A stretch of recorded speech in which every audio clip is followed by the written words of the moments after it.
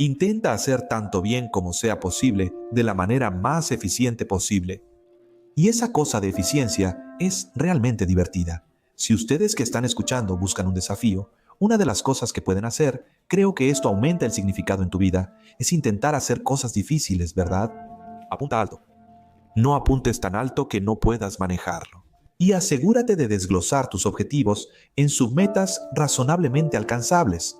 Pero quieres apuntar alto y luego quieres ver cuán hipereficiente puedes llegar a ser. Eso es algo genial para hacer en tus primeros 20. Para ver, está bien, disciplínate, piensas, está bien, ¿cuánto trabajo puedo hacer si me cargo al máximo?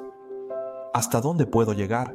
¿Hasta dónde puedo trabajar? ¿Cuánto puedo trabajar hasta agotarme? Y luego retrocedes, obviamente porque la cantidad óptima de trabajo. Compromiso productivo, digamos, es aquel que es sostenible a lo largo de las décadas, así que tienes que aprender eso, pero no lo aprendes sin estirarte a tus límites. Para empezar, y sabes si tu vida no es todo lo que podría ser y si estás sufriendo por un exceso de falta de sentido, bueno, significa que no estás orientado correctamente en el mundo del caos y el orden. Es como si pudieras aprender a disciplinarte. Mira, averigua qué es lo que necesitas hacer y lo que quieres hacer y luego ve cuán eficiente puedes llegar a ser. Porque una de las cosas que es bastante divertida es averiguar si tienes una tarea. Siempre le digo esto a mis estudiantes de posgrado. Si están haciendo un experimento, también si tienes una tarea que tienes que hacer, es realmente interesante dedicar unos minutos, a veces horas dependiendo de cuánto tiempo sea la tarea, a ver si puedes averiguar cómo hacerla de 5 a 10 veces más rápido. Significa que tendrás que reorganizar la forma en que piensas sobre ello, pero a menudo puedes hacerlo. Y así es como las personas extremadamente productivas se vuelven hipereficientes. ¿Sabes? A veces significa que tienes que delegar, a veces significa que tienes que traer a bordo a otras personas. Eso también es delegación, supongo, pero hay muchas preconcepciones que tienes sobre quién eres y cómo es el mundo que podrías desechar y que te harían un actor mucho más eficiente en el mundo. Pregúntate qué te motivaría. Sabes, en primer lugar, no estudies 8 horas al día porque eso no va a funcionar y de todos modos no lo vas a hacer. ¿Sabes? Empezarías a estudiar seriamente 5 minutos al día. Podrías aumentarlo a 10 minutos al día. ¿Qué tendrías que hacer para lograr sentarte media hora al día y estudiar intensamente? Tal vez tendrías que, no sé qué tendrías que hacer, como tomar una cerveza a las 6 de la tarde o algo así, o tal vez tendrías que dar un paseo por el parque o salir a tomar un café. Imagina que estás sentado con un niño estúpido e indisciplinado a quien estás intentando hacer que haga algo útil y dices, está bien, mira, quiero que hagas X, es necesario, pero puedes elegir cuánto de ello vas a hacer y te daré lo que quieres si lo haces bien. Hazte esa pregunta y observa qué pasa. No intentes controlarte. Negocia contigo mismo, usa recompensas y comienza poco a poco para ver cómo resulta. Quizás no seas disciplinado, así que lo mejor es estudiar media hora diaria. Bueno, comienza con media hora. Aumenta eso 5 minutos a la semana. Si haces eso durante un año, al final estudiarás 4 horas diarias. Así que puedes. Eso es solo con 5 minutos a la semana, ¿verdad? Porque esos son 250 minutos en un año. Así que comienza de manera ridícula y patética. Estudia 5 minutos al día durante una semana y luego muévelo a 10. Podrás hacer eso y no hagas trampa, ¿sabes? Porque una de las cosas que la gente hace es hacer un trato consigo misma, como eso. Voy a estudiar 10 minutos al día, cada día, y luego se meten en ello. Piensan, wow, esto va realmente bien. Así que estudian durante 2 horas, y luego han roto el contrato consigo mismos, y ya no se fían de sí mismos. Y luego no estudian durante todo un año, o bueno, tal vez no durante un mes. Así que establece tu contrato. Pregúntate a ti mismo, ¿sabes? ¿Qué podría hacer para avanzar hacia mi objetivo? ¿Qué haría? Y luego, ¿cómo podría mejorar eso de manera incremental? No puedes existir fuera de un marco de valor. No es posible. Técnicamente no es posible.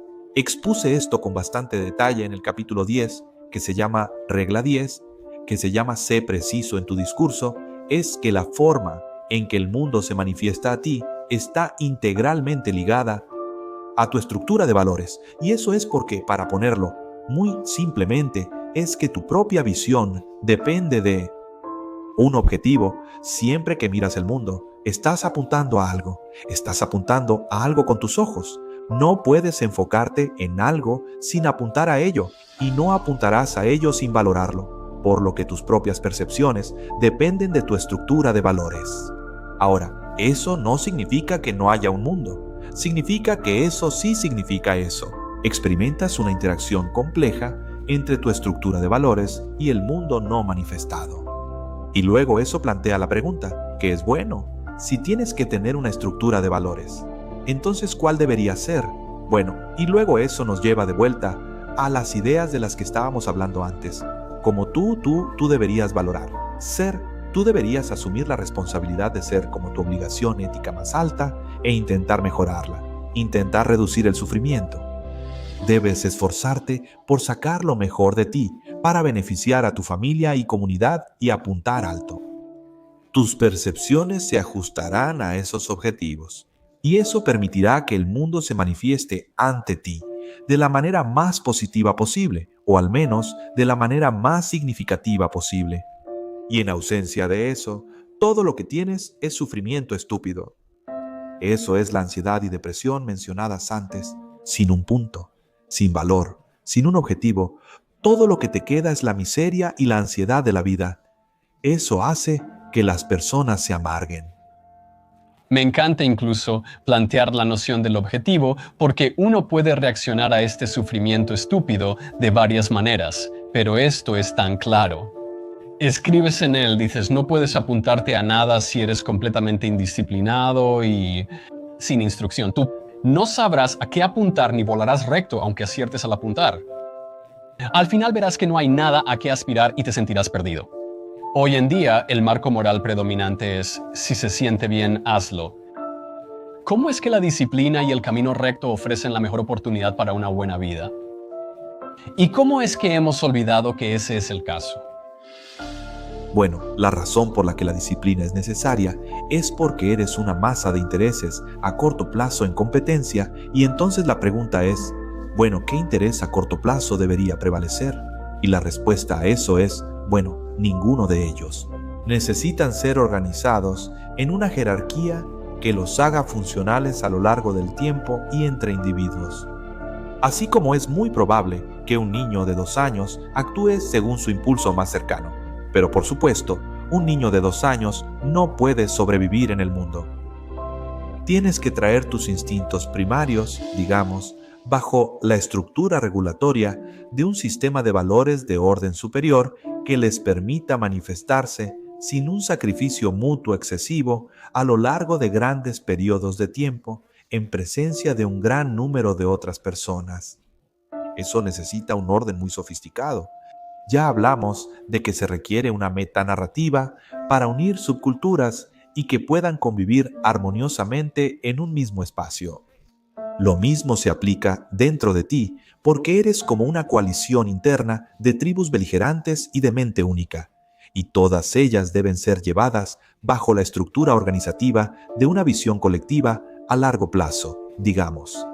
Y para hacer eso, tienes que ser disciplinado, y cualquier disciplina, hablando técnicamente, es un intento de llevar todos esos impulsos a corto plazo en competencia bajo un marco más grande y más inclusivo. Y entonces, haces eso y luego, bueno, eso es realmente lo que te da libertad.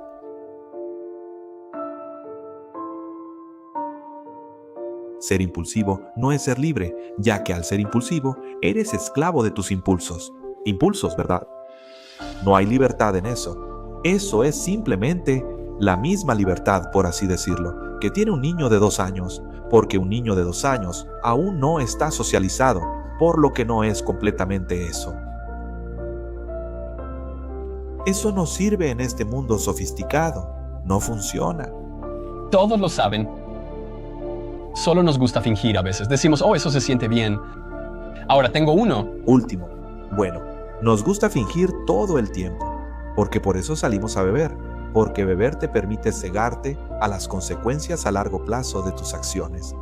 Y no hay duda de que eso es muy gratificante a corto plazo, pero también es por eso que te despiertas a la mañana siguiente con resaca y avergonzado.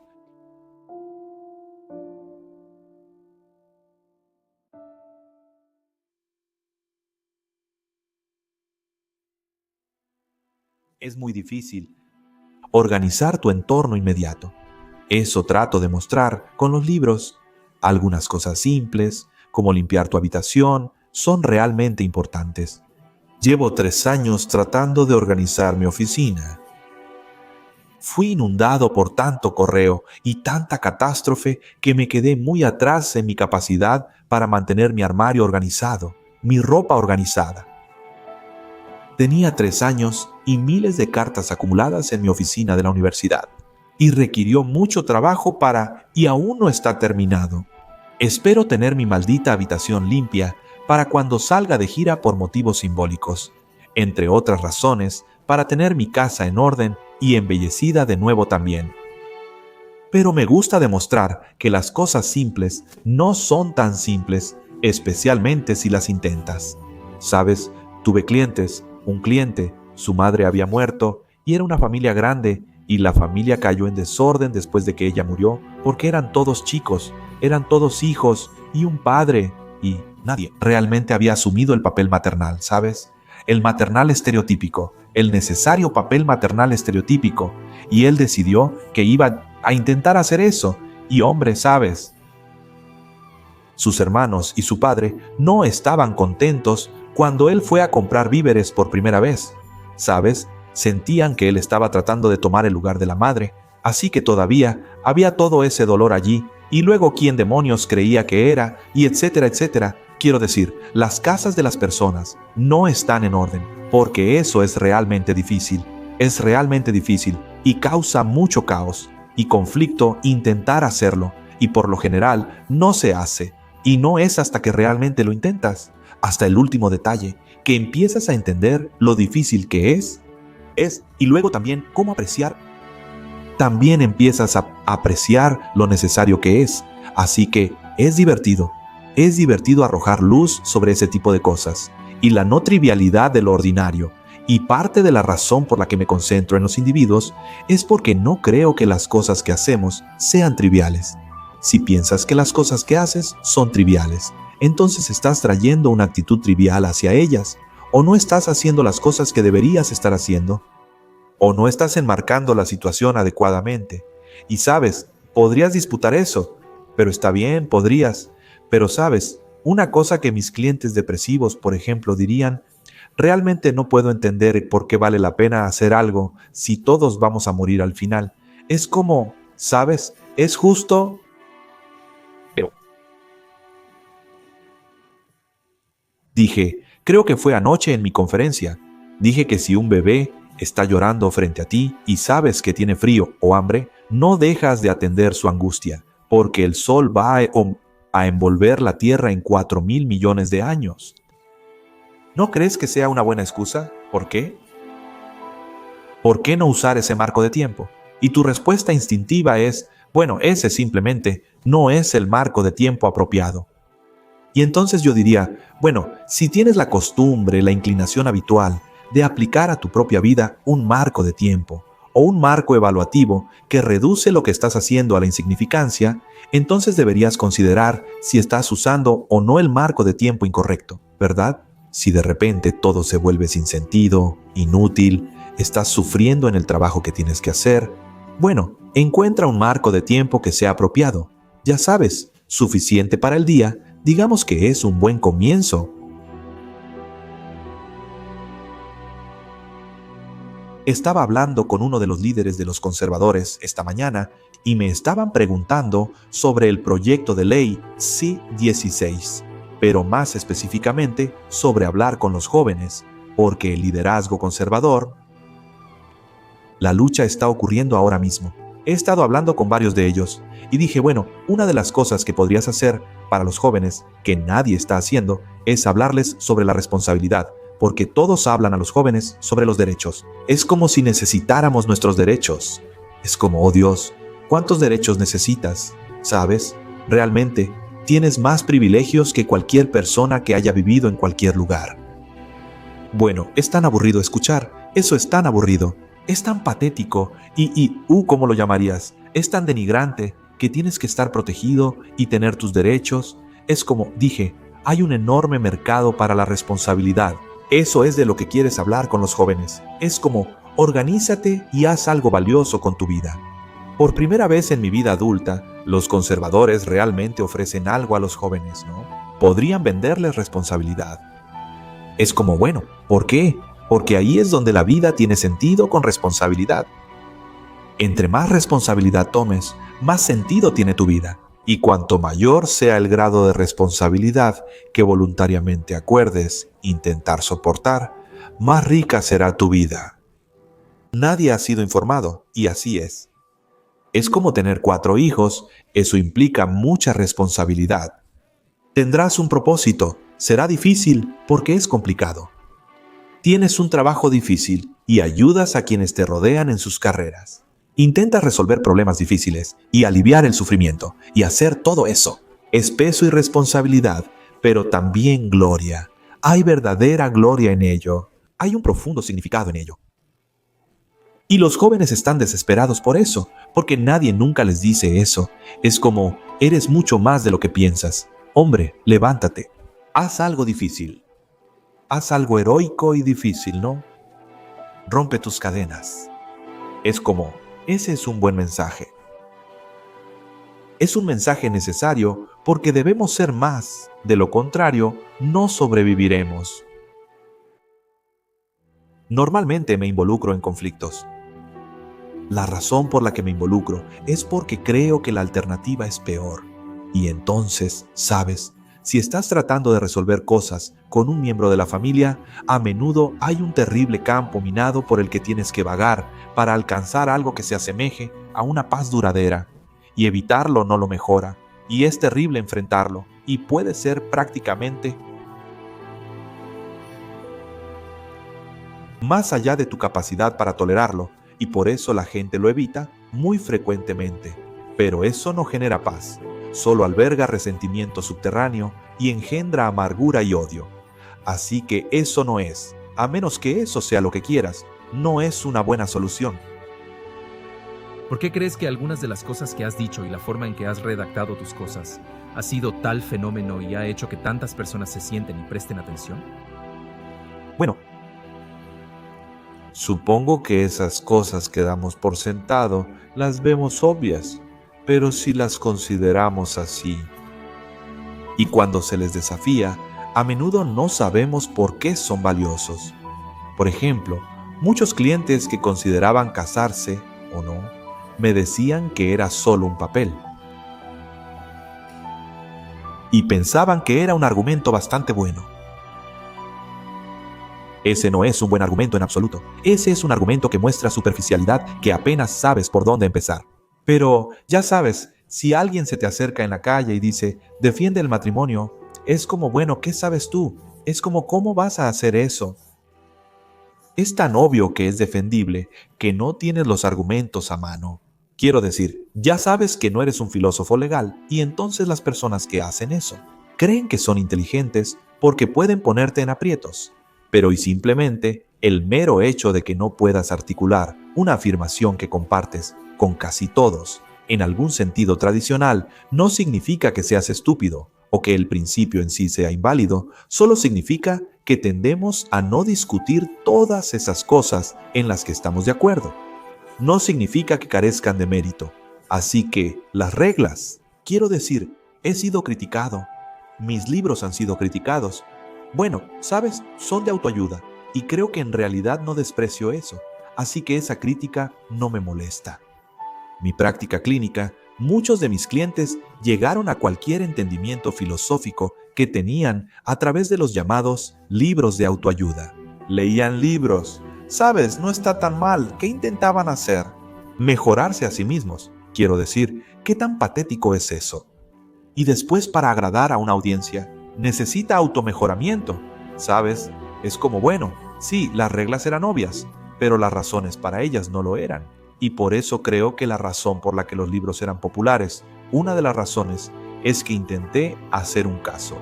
¿Por qué estas proposiciones axiomáticas, hipotéticamente simples, no eran ni simples ni obvias? ¿Y por qué también eran necesarias?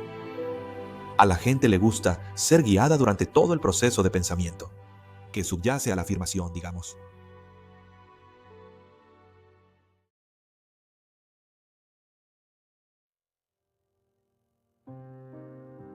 La responsabilidad, creo, es un mensaje increíble. La gente ha recibido bien el elemento de responsabilidad. Creo que tal vez es porque ese mensaje no se está comunicando bien, como debería ser. La idea de que el significado se encuentra en la responsabilidad. Sí, estás diciendo que no lo ha hecho. Desarrollado, estás diciendo que no se ha promovido tanto. Hay mucho énfasis en los derechos. Quiero decir, imagina si nuestra cultura estuviera tan dominada por la discusión de la responsabilidad como lo está por la discusión de los derechos. Sí, claro, quiero decir, eso no es así en absoluto, ¿verdad? Y eso es extraño porque tus derechos, en cierto sentido, son mi responsabilidad y viceversa. Entonces, claro, porque tus derechos otorgados es distancia de otras personas en cierto sentido. Y para ellos es lo mismo, y por lo tanto, no puedes tener una discusión sin la otra. Pero nuestra discusión ha sido muy unilateral, y creo que eso es duro para las personas porque se trata de lo que se te debe. Sí, y no me resulta obvio que... No sé, no es como si no recibir lo que te deben no fuera molesto. Lo es si crees que hubo una injusticia, pero no me parece obvio que las personas encuentren el significado más profundo de su vida en recibir lo que se les debe. Realmente creo que las personas encuentran más significado en su vida al ser útiles, al tener utilidad y al servir a otras personas. Así es como lo veo yo, así que a menudo se discute de una manera de deberías. Ya sabes, deberías ser bueno con los demás. Es como bueno. Tu vida es mejor si haces eso.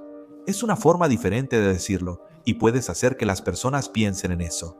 Es como, bueno, recuerda esos momentos en los que estabas cuando las personas estaban particularmente felices con algo que hiciste por ellos. ¿Cómo te sentiste? Puedes averiguarlo tú mismo. Tal vez no importó, pero probablemente sí. Probablemente te gustaría que eso sucediera mucho más. Pero creo, incluso más aún, la sensación que obtienes cuando tienes una responsabilidad y la cumples. Creo que para mí eso se siente aún más significativo, que cumplas tu parte del trato, que hagas la vida de alguien mejor. Eso se siente aún mejor que cuando alguien dice gracias por eso, gracias por hacerlo. Eso bien no, absolutamente no. No estaba pensando tanto en las consecuencias del agradecimiento. Eso es solo una indicación de que hiciste algo. Sabes que eso fue productivo y útil y cuidadoso, digamos. Y sí, Y creo que la gente también lo sabe, que cuando están operando correctamente, eso es bueno.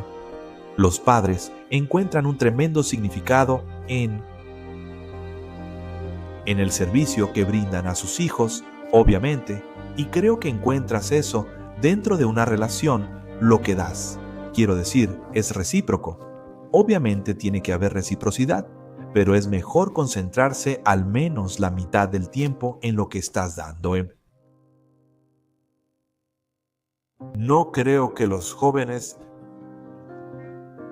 especialmente en los últimos días, bien en la secundaria, preparatoria, tal vez incluso antes de eso, se les enseña lo suficiente para pensar en lo que quieren y cómo podrían conseguirlo.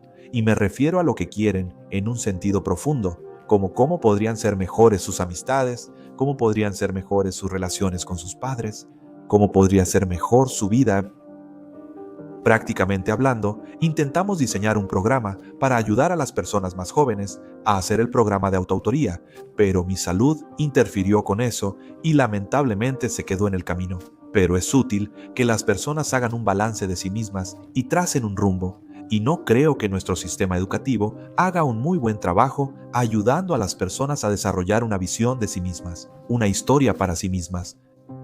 Y es un problema, porque también significa que no se les ennoblece ni se les anima de la manera que deberían. Y he visto esto constantemente durante mis conferencias. Las personas están tan felices de ser alentadas. A menudo se encuentran con escepticismo y tristeza, y creo que eso es parte del problema con lo que está sucediendo en nuestra cultura. Políticamente también es que, ya sabes, hay esta terrible crítica de nuestra cultura de que todas sus instituciones están fundamentalmente basadas en el ejercicio de poder arbitrario. Y eso implica que las ambiciones de quienes buscan unirse a esa cultura y prosperar son muestras de poder tiránico, opresivo y arbitrario. Desmoraliza mucho a los jóvenes. Y no creo que sea cierto. Porque no creo que la motivación fundamental sea explotar a los demás. Creo que las personas que hacen eso fracasan, generalmente hablando, a menudo precipitadamente. Las sociedades que se organizan en torno a ese principio son miserables y colapsan. Están llenas de engaño y traición y desconfianza. Es un infierno. Y entonces, creo que las personas se alienta mejor a los jóvenes, y eso significa que realmente tienes que gustarles como si fueras un mentor. Es como si realmente estuviera de tu lado. Estoy del lado del bien en ti, y espero que se manifieste. Creo que para eso es la confianza. Por cierto, ¿sabes? Deberías confiar en otras personas. ¿Por qué? Pueden morder. ¿Por qué confiarías en ellos? Bueno, porque es valiente hacerlo, y de esa manera obtienes lo mejor de ellos. Al menos esa es la mejor oportunidad que tienes. ¿Vas a salir herido alguna vez? También te vas a lastimar desconfiando, pero las sociedades sin confianza son un infierno en la tierra. Así que confiar, eso es seguro. Aunque la próxima generación comienza contigo teniéndolo en primer lugar, ¿verdad? Eso es como pasar esos patrones. Pues, si no confío en nadie, voy a inculcar eso en mi hijo, como bueno. El mundo no es de fiar. Puedes intentar cambiar eso, y si entiendes que la confianza es valentía, te ayudará. Porque mientras que la confianza puede ser solo ingenuidad, confío en ti, porque soy demasiado tonto para conocer la diferencia. ¿Sabes? Nunca me han herido, nunca me he encontrado con alguien malévolo, así que soy ingenuo. Y confío, eso no es confianza. Esa es una fe ciega en un entorno que ha sido demasiado benevolente para tu propio bien. Pero confianza, eso es más como... Bueno, pensaremos lo mejor de ti para empezar y veremos qué sucede. Y luego si cometes un error, bueno, lidiaremos con eso y volveremos a confiar. Y esas son estrategias de negociación estables y entonces... Eso es con lo que los jóvenes necesitan ser confrontados y luego necesitan ayuda para trazar su curso. Y eso es difícil, ya sabes, requiere bastante atención individual porque las personas son muy complicadas. Produzco esta otra tecnología de autorredacción que ayuda a las personas a escribir sobre su pasado, analizar sus defectos y sus virtudes y escribir un plan para el futuro. Es una forma útil de descubrir quién eres. Tienes que chocarte contra el mundo, pero sabes, cuentas la historia sobre tu pasado. Ahí eso te ayuda a entender de dónde vienes. Descubres tus virtudes y defectos, lo que te ayuda a entender tus fortalezas y debilidades. Tener un plan te da rumbo para el futuro. Escribirlo es difícil, pero también lo es tropezar sin uno. Al final, elige tu dificultad. Siempre hablas de eso, elige tu dificultad, elige lo difícil te elige eventualmente y puede que no te guste tanto, ¿verdad? Sí, bueno, cuando es necesario, no diría que salgas de tu camino necesariamente para hacer tu vida difícil, pero si tienes una elección difícil frente a ti y es abandonar lo que sabes que deberías estar haciendo o hacerlo difícil, bueno, vas a pagar un precio por el abandono, así que... Y supongo que también diría que para entenderte a ti mismo, es bastante útil tratar de no mentir, porque te enredas en tus propias mentiras. La gente piensa que puedes salirse con la suya mintiendo, pero no puedes salirte con la suya falsificando la estructura del mundo. Vas a pagar por ello. Nunca he visto a nadie salirse con la suya en mi práctica clínica. No, algo. El otro zapato siempre cae. Siempre, siempre. Y, sorprendentemente, si dejas caer un peso sobre tu cabeza, está bien hasta que te golpea. Sí, pero luego está a cambiar de opinión. Sí, ahí puedes estar equivocado. Eso es diferente. Es un buen punto, aunque es difícil disociar la ignorancia de la mentira. Pero, ¿sabes? A menudo te castigan cuando te equivocas. Pero eso es diferente, ¿sabes? No es como si no fuera nada ser ignorante. Estar equivocado todavía es duro para ti. Pero es otra dificultad de equivocarse a propósito. Muchos movimientos políticos actuales funcionan como cuasi religiones debido al colapso de las estructuras religiosas, surgiendo para llenar ese vacío porque necesitamos una religión. Estructura, ya que eso nos da nuestra historia fundamental. La historia fundamental de la vida es una historia religiosa, por definición. Eso es lo que quiero decir. Con eso, es la historia más fundamental que tienes. Es lo más cercano que tienes a una religión. Entonces... Comenzamos ahí, es decir, con las historias. Sí, bueno, y maldita sea la metafísica. Pero, ¿sabes? No sé cuál es la importancia fundamental de la conciencia, y tampoco lo sabe nadie más. Así que hay mucho espacio para la especulación metafísica. Es difícil saber cuál es el destino de cada persona. Pero, en cualquier caso, el problema con tantas historias ideológicas es que te dan un enemigo fácil. Eso es muy peligroso, y siempre te ponen un enemigo. Sí, parece un problema real. Uno de los mayores problemas es que siempre hay un enemigo. El problema es que tú no eres el enemigo. Eres tu peor enemigo. Ese es el lugar ideal para empezar. Sabes, una de las ventajas que creo que tiene el cristianismo, aunque no creo que se limite al cristianismo, es que insiste en que ese es el campo de batalla que tú... Correcto, y entonces, si necesitas un enemigo y tal vez lo hagas, mira dentro.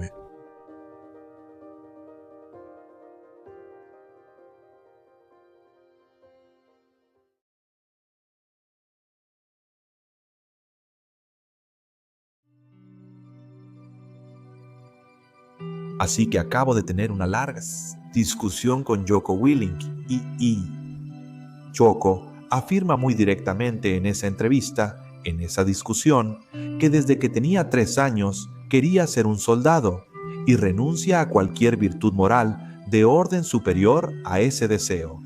Quería salir y ser un soldado, hacer lo que hacen los soldados. Era una parte intrínseca de su personalidad, y no se equivoquen. Quiero decir, hemos sido guerreros para siempre, y algunas personas nacen así, y él es definitivamente uno de ellos. Pero está muy socializado. Con la edad, los humanos somos menos agresivos. Los niños de 2 años son los más violentos. Golpear, patear, morder, robar, eso es violencia física.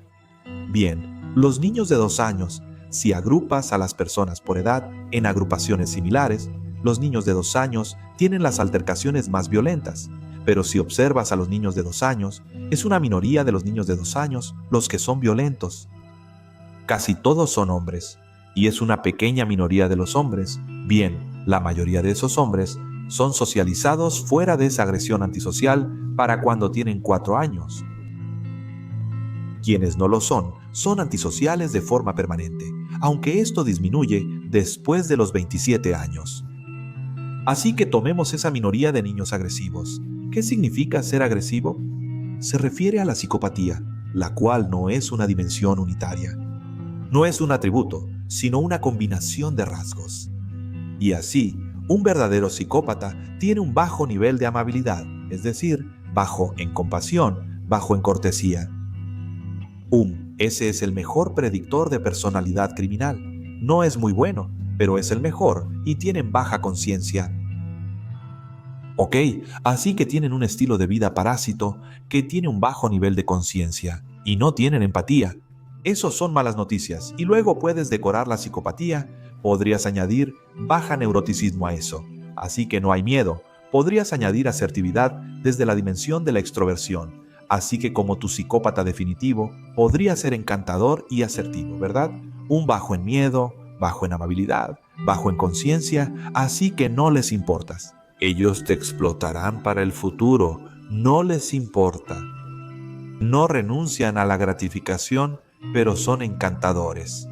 Puedes descomponer eso y ver que esos rasgos suelen ser muy útiles. Yoko y su equipo, los Navy SEAL, son mortales frente a un enemigo, pero están muy socializados, como Yoko explicó de forma directa y convincente. La principal motivación de los Navy SEALs no es el estatus personal, sino proteger a los demás del grupo. Están increíblemente afiliados al grupo, y creo que ves eso en cualquier grupo funcional de hombres competitivos. Compiten por la posición, pero se cuidan las espaldas, y si no lo hacen, lo que haces con un tipo así en quien no puedes confiar en el apuro es aislarlo, incluso si es competente. Si no subordina esa competencia al grupo, no confías en él, porque para estar en una posición de autoridad durante cualquier periodo de tiempo, tienes que jugar un juego iterativo. Tiene que ser capaz de repetirse, y a menos que te involucres en comportamientos recíprocos con otros, no puedes dominar un grupo social.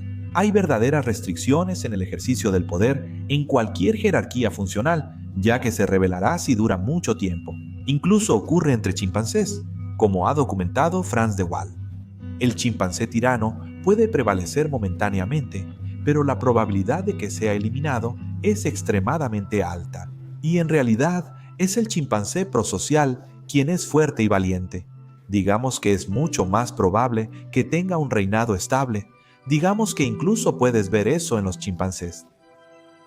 Así que estoy receloso de lo... ¿Sabes? Los CEOs igual a psicópata argumento es como, bueno, sí, son competitivos, pero son conscientes. Así que eso mitiga la psicopatía, ¿verdad? Como una persona consciente desagradable es realmente útil para tener alrededor, porque te dirán exactamente lo que piensan, porque no les importa si te lastiman los sentimientos, y eso es un poco duro. Te lo dirán, hombre, lo sabrás, pero si son conscientes puedes confiar en ellos.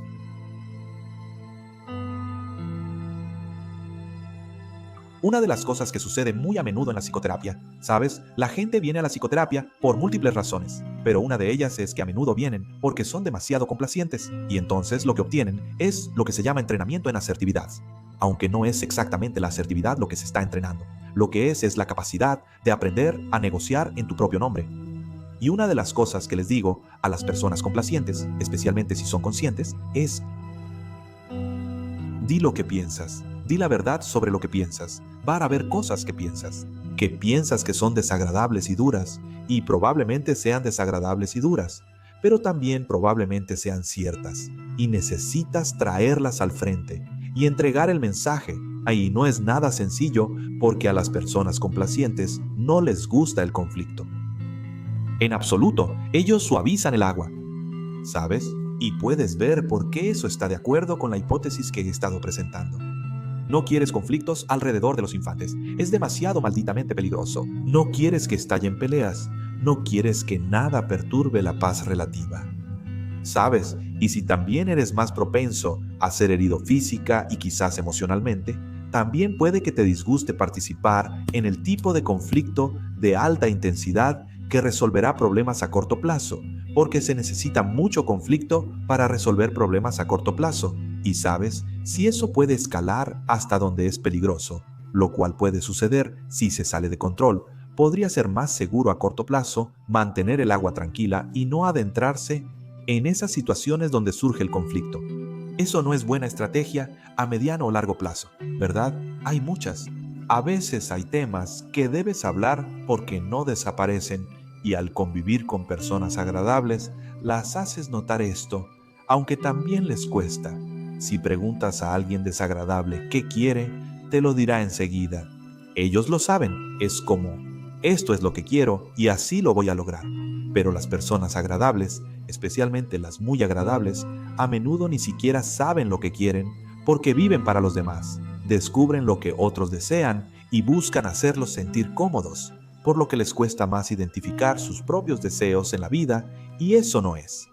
Pero mira, hay situaciones en las que eso es ventajoso, pero ciertamente no es ventajoso si vas a intentar forjarte una carrera. Eso simplemente no funciona en absoluto.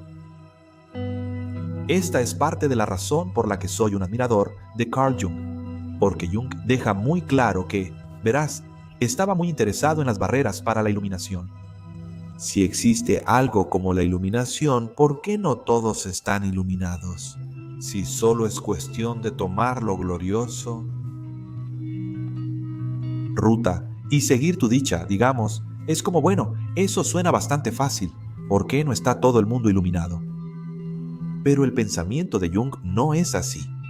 Él creía que para transformar tu personalidad, primero debías ser disciplinado, pero también debías integrar esa parte terrible y capaz de romper reglas y hacerla tuya. Y realmente me gusta esa idea. Bueno, aquí hay un ejemplo. Hace unos 20 años, diría que hubo un titular de periódico en uno de los principales periódicos de Canadá y era el ministro de Asuntos Exteriores de ese momento, Lloyd Axworthy, y estaba hablando de lo que había sucedido con Milosevic en la antigua Unión Soviética, en Yugoslavia y las atrocidades que se estaban cometiendo, y dijo que fue sorprendido por eso porque no tenía la imaginación para ese tipo de maldad y pensé, bueno, sabes, piensas que lo que estás haciendo es señalar tu virtud al hacer una declaración como esa, pero desde mi perspectiva, todo lo que estás haciendo es declarar tu cobardía y tu ignorancia histórica, porque si vas a ser ministro de Asuntos Exteriores, más te vale tener imaginación para ese tipo de maldad, porque si no, entonces cualquiera que lo haga, gana, te vence, y entonces tú, sabes, y de nuevo en las historias de Harry Potter, ves que él está tocado por el mal. Él realmente tiene un fragmento de alma que está incrustado dentro de él, que es tan negro como cualquier cosa puede ser. Por eso podía hablar con serpientes. Sin eso, no lograría ninguna victoria. Eso es correcto psicológicamente. A menos que puedas pensar como piensa una persona malvada, entonces estás indefenso contra ellos, porque irán a lugares que no puedes imaginar, y entonces ellos ganan. Los mejores hombres que conocí, incluso en la secundaria, era interesante porque la mayoría de mis amigos dejaron la escuela alrededor de 10º grado. Y muchos de ellos eran chicos que se desarrollaron físicamente, eran bastante poderosos y estaban simplemente hartos de levantar la mano para ir al baño. Es como, ya sabes, ya no están haciendo eso. Uno de mis amigos fue expulsado cuando desafió al profesor de gimnasia. Sabes, el profesor de gimnasia podía hacer una cruz de hierro. Era muy duro, así que no fue fácil para mi amigo enfrentarlo, pero fue expulsado de todos modos. Pero sabes, noté que no era. A menudo eran los niños cuyo carácter admiraba los que abandonaban o eran expulsados.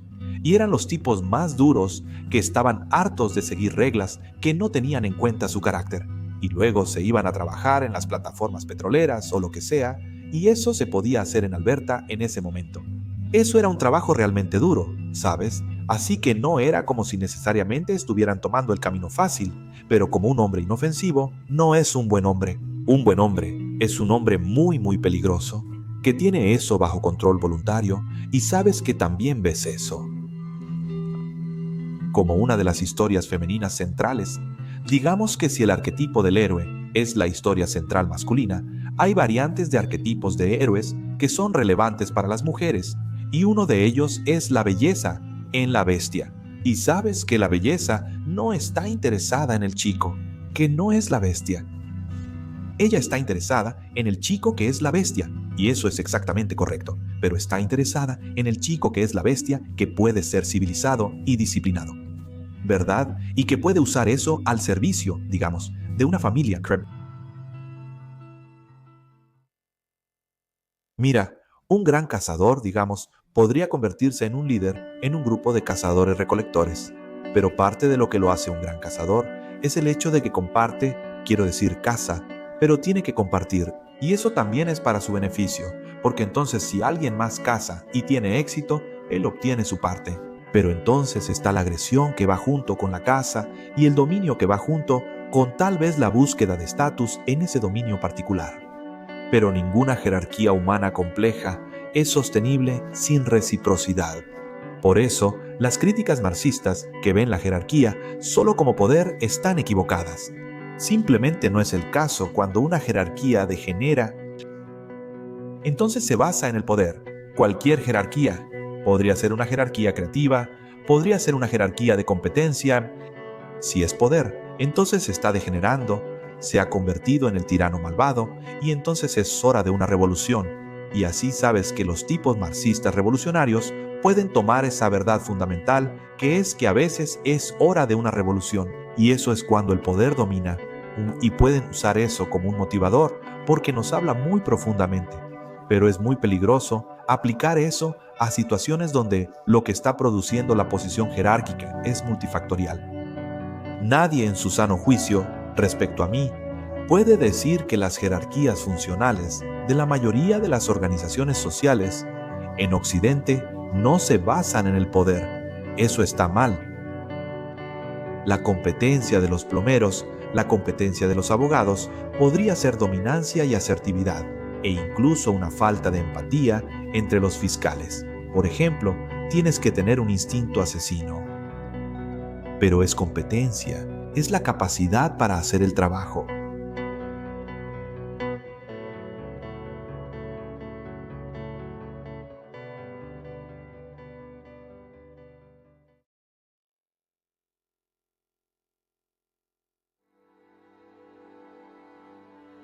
¿Cuál ha sido tu experiencia con hombres con tendencias de buen chico que no se defienden y cuyas madres los criaron como antihombres? Sí, a veces eso también es cuestión de temperamento, ¿verdad? Si un hombre es muy complaciente, también ocurre en mujeres.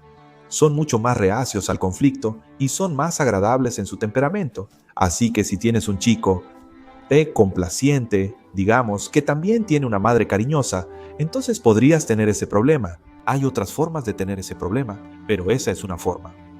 Bueno, cuando vi a personas así en terapia, a menudo estaban resentidas y enojadas y pasivo-agresivas, y a menudo se interponían en su propio camino para despecho.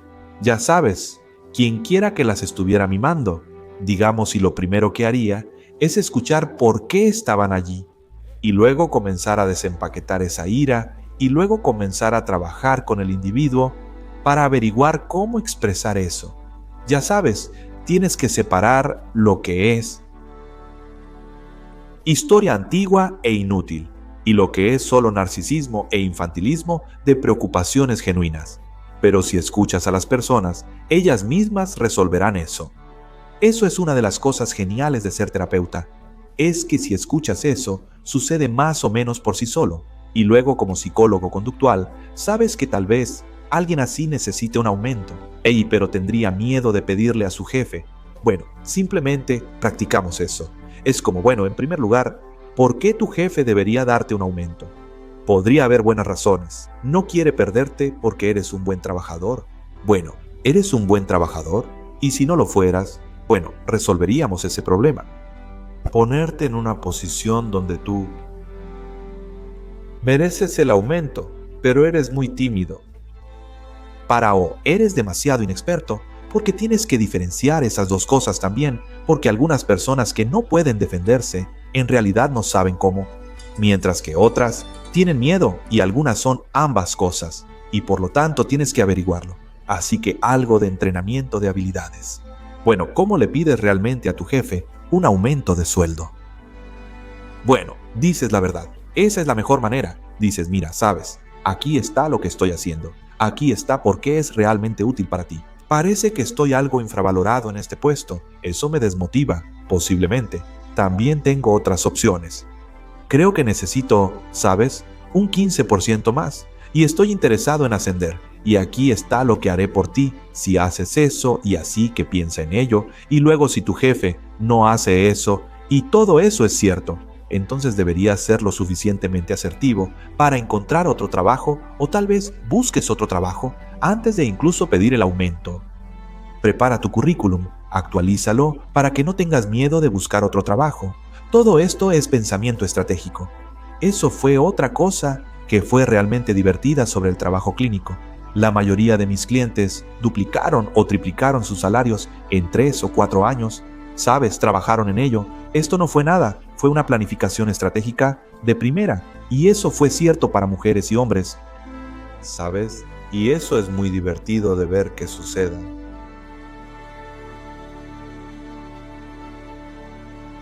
Piensa claro y ordénate, ¿sabes? Y tienes que ver qué se interpone en tu camino. Tal vez tienes miedo de pedirle un aumento a tu jefe, porque si dice que no, tendrías que buscar un trabajo y no tienes tu currículum actualizado.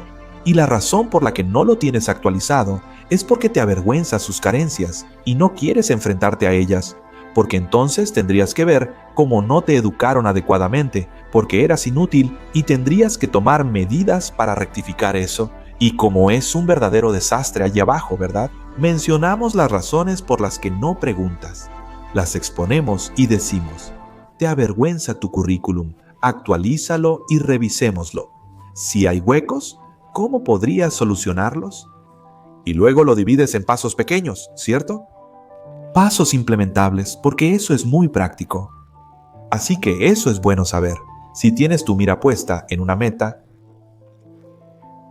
te moverás hacia ella si desglosas los pasos lo suficientemente pequeños para que incluso alguien tan inútil como tú lo haga.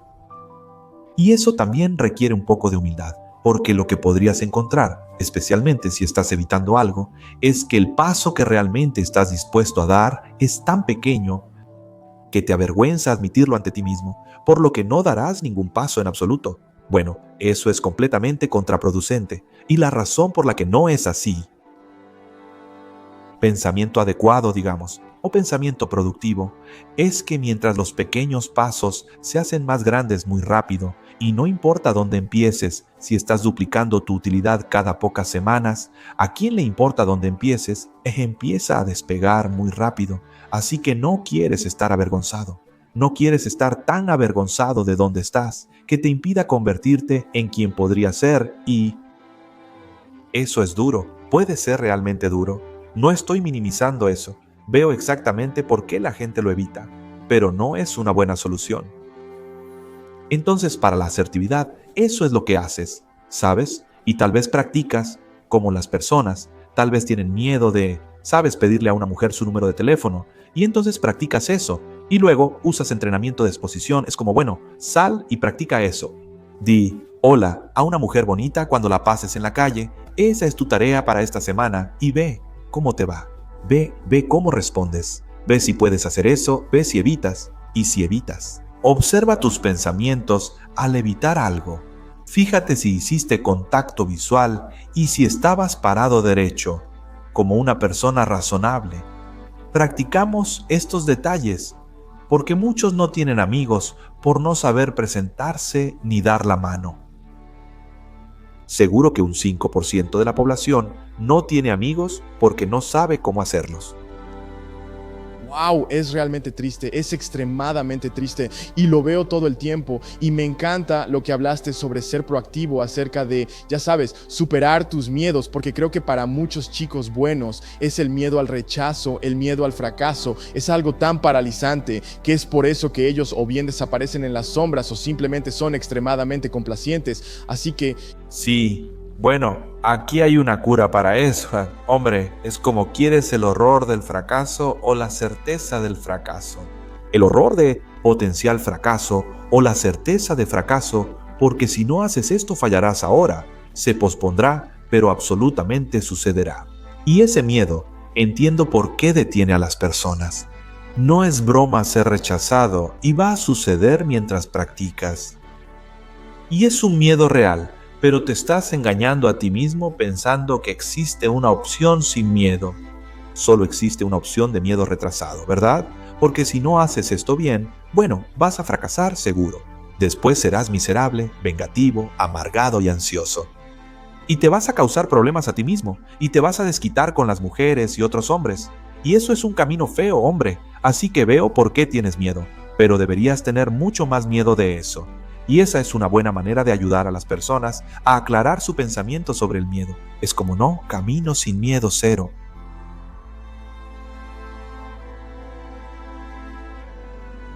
Muchos hombres carecen de mensajes que los motiven a iniciar su camino al éxito. Realmente, si tienes miedo al poder masculino, digamos, incapacitarlos es una solución. Sí, no es buena solución. Y eso va a suceder si piensas en el patriarcado como un tirano. Hay motivos para pensarlo, ya sabes. Así que estaba viendo esta película, King Arthur, de Guy Ritchie. Y cuando el nuevo rey, el joven rey Arturo, toma su espada, tiene recuerdos de su malvado tío matando a su padre. Y es tan terrible que no puede sostener la espada. Y pensé, bueno, ¿qué está haciendo Ritchie allí? Está bien. Ese es el caso para todos nosotros, ¿no es así? Porque cuando miramos al pasado y vemos a nuestros malvados tíos, es simplemente un completo y sangriento desastre catastrófico, ¿no es así? Esclavitud y genocidio y guerra y opresión y así. Eso recae en todos, ¿verdad? Siempre acecha en el fondo, igual que ese poder masculino. Bueno, sí, en cierto modo.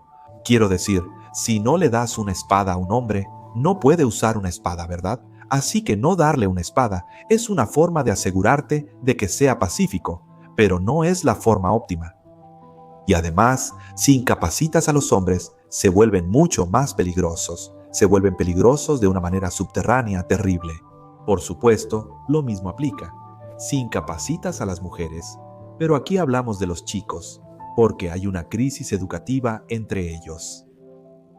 Bueno, quieres fomentar ese poder porque en realidad es una tremenda fuerza para el bien, si se controla. Eso es difícil de hacer bien y requiere mucha confianza y esfuerzo de las mujeres porque ellas lo quieren. Es como la bella y la bestia, ¿verdad? Porque la belleza atrae a esa bestia que es real, pero incivilizada y peligrosa. Ella de alguna manera lo atrae para que se desarrolle completamente. Y eso es lo que una mujer tiene que hacer cuando, ya sabes, tiene ese proyecto de trabajo con el que se casa o tiene una relación a largo plazo. Pero es mucho mejor alentar con fe y confianza.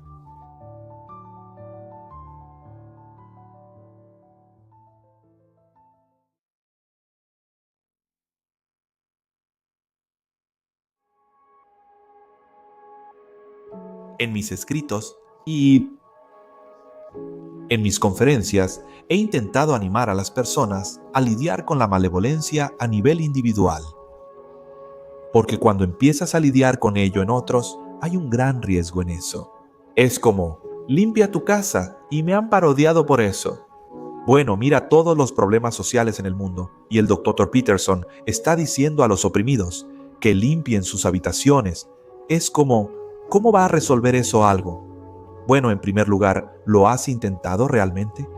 En realidad, no es tan malditamente fácil limpiar tu habitación y entonces... Es más difícil, es mucho más fácil limpiar la habitación de alguien más. Sí, o ciertamente es mucho más fácil señalar el desorden en la habitación de otra persona. Y sabes que hay un gran peligro. Hay un gran peligro en eso y es tan atractivo, ¿verdad? Para identificar y localizar la malevolencia externamente. Es atractivo porque te libera de la responsabilidad, lo cual es un alivio. Y segundo, si reconociste la maldad, no puedes hacerle nada injustificable a lo maligno. Y así tus peores impulsos tienen rienda suelta, porque especialmente si también puedes agregar a eso una buena causa, dices, bueno, esto es en servicio de la utopía eventual. Es como decir que ahora tienes carta blanca para tus peores motivaciones, lo cual es muy peligroso. Y así siempre pienso que es mejor apegarse a lo psicológico. ¿Cómo haces para que las personas reconozcan y luego tengan el valor de resistir después de haber recibido una paliza? Nadie quiere hacer eso. ¿Por qué vale la pena y cómo llegas allí? Bueno, creo que vale la pena, porque creo que la alternativa es peor. Quiero decir, eso es por lo que creo que vale la pena. Creo que es una decisión que tomas. Guardar silencio teniendo algo que decir. ¿Sabes? No sabes qué es dentro de ti que requiere tu voz, porque sientes que tengo algo que decir. Es como, bueno, ¿de dónde viene exactamente ese sentimiento de que tienes algo que decir, estás descontento en el trabajo y te estás ahogando con tu propia bilis, porque la situación no es justa en tu estimación, estás muriendo por decir algo, pero no lo haces. Bueno, morirás si no lo dices. Quizás sea una muerte de 1000 cortes. No me gusta el castigo diferido, prefiero tomarlo ahora y mantener el futuro limpio. Por eso animo a las personas a tener las peleas ahora. No esconder las cosas en la niebla, para más tarde porque crecen y metastatizan, es mejor enfrentarlas. Lo que debes enfrentar de pequeño y cuando tienes posibilidad de ganar.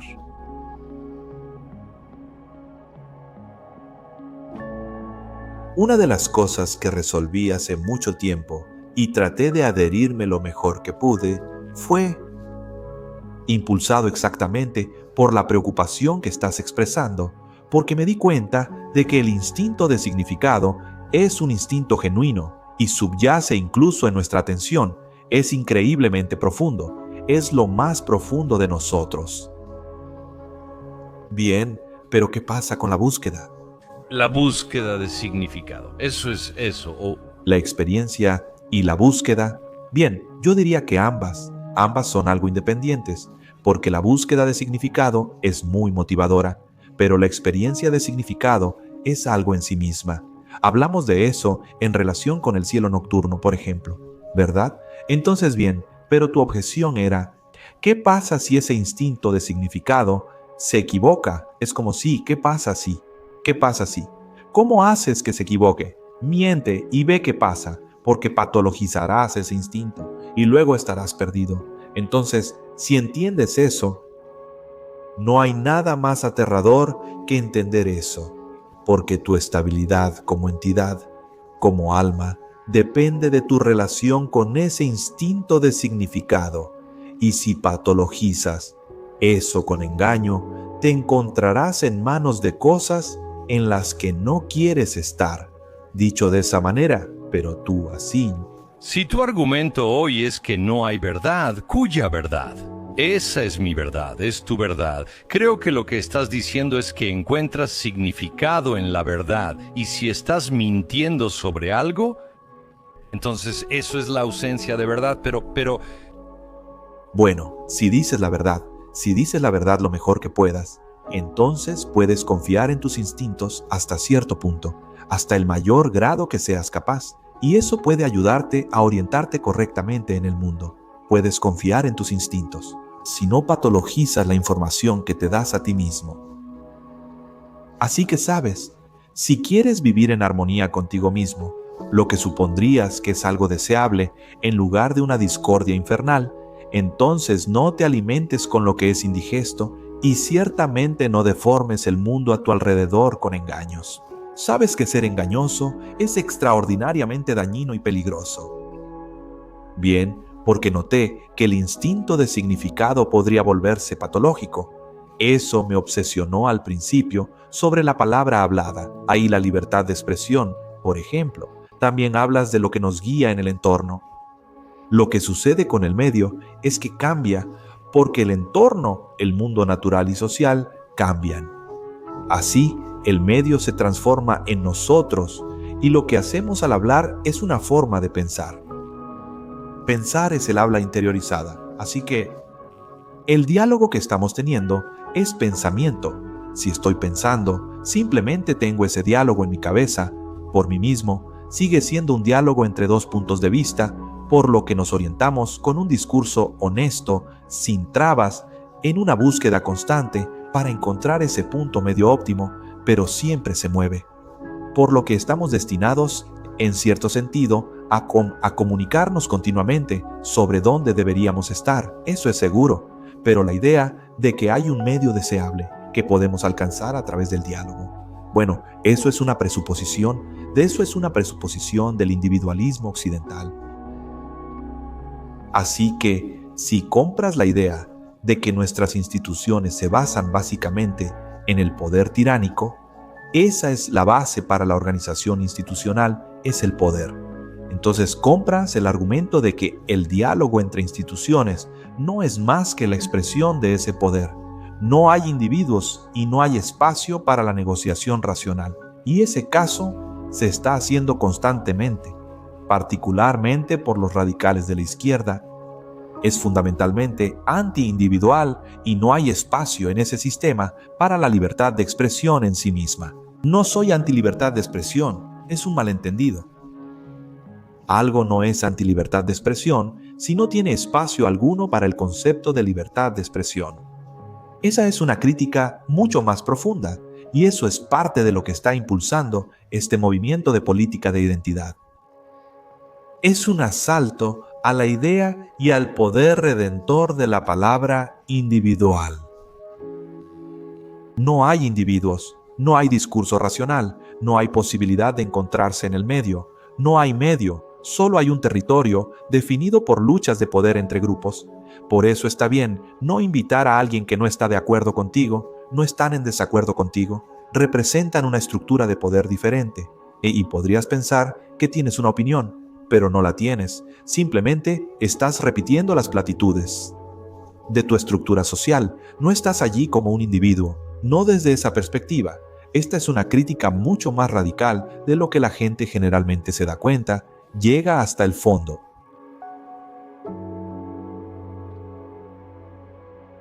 Escríbelo, sí, escríbelo, todo lo que puedas recordar sobre eso. Tenemos software en línea en un sitio llamado selfauthoring.com que ayuda a las personas a escribir una autobiografía y así repasan sus vidas, dividiendo sus vidas en épocas e identificando los eventos más emocionalmente y prácticamente significativos y detallándolos.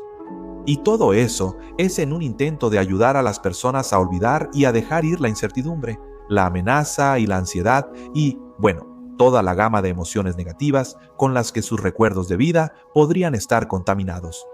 Así lo haces en terapia al hablar del pasado de las personas.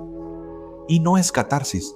Los freudianos creían, por ejemplo, que si alguien tenía una experiencia traumática y luego podían expresar la emoción asociada con esa experiencia, eso sería curativo, pero no parece que sea la expresión de la emoción, parece que es la extracción de la importancia del evento.